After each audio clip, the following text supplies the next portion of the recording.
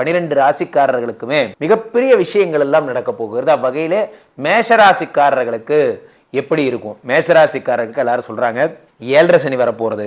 7.5 சனி உங்களுக்கு வந்து மீனராசி. இப்போ வந்து முதலாம் ஃபர்ஸ்ட் ஆஃப் ஆல் நம்ம we need to know சனி எங்கிருந்து எங்கு வருகிறார். சனி பகவான் கும்பத்திலிருந்து மீனராசிக்கு வருகிறார் 29/3ஆம் தேதி. ஸோ 3ஆம் தேதி மார்ச்சுக்கு அப்புறம் மேஷராசிக்காரர்களுடைய வளர்ச்சியை யாராலையும் தடுக்க முடியாது. காரணம் என்ன அப்படின்னா, சார் என்ன சார் இது புயல் வருதுங்கிறீங்க, நீங்க வந்து பூப்பறிக்க போலாங்கிறீங்க, இந்த மாதிரி சனி பகவான் வராருங்கிற நீங்க என்னமோ நல்ல நேரங்கிறீங்க. சார் சனி பகவான் வர்றதே உங்களுக்கு நல்ல விஷயம் தான். காரணம் என்னன்னா, சனியை பொறுத்த வரைக்கும் பொங்கு சனி, மங்கு சனி, பாத சனி, இந்த மாதிரி நிறைய கேட்டகரி இருக்கு. இந்த பொங்கு சனி அப்படின்னா என்ன அப்படின்னா, இயர்லியர் 2.5 days, அதான் 2.5 years. சனியை பொறுத்த வரைக்கும் முதல்ல 2.5 years உங்க ராசிக்கு முன்னாடி இருப்பார். அப்புறம் அடுத்த 2.5 years உங்க ராசியோடயே இருப்பார். அடுத்த 2.5 years உங்க ராசிக்கு அடுத்த ராசியில இருப்பார். ஸோ வகையிலே இந்த முதல் 2.5 வருடம் என்பது உங்களுக்கு மீனத்துக்கு வரார். இதுதான் வந்து பொங்கு சனி என்று அழைக்கப்படுகிறது.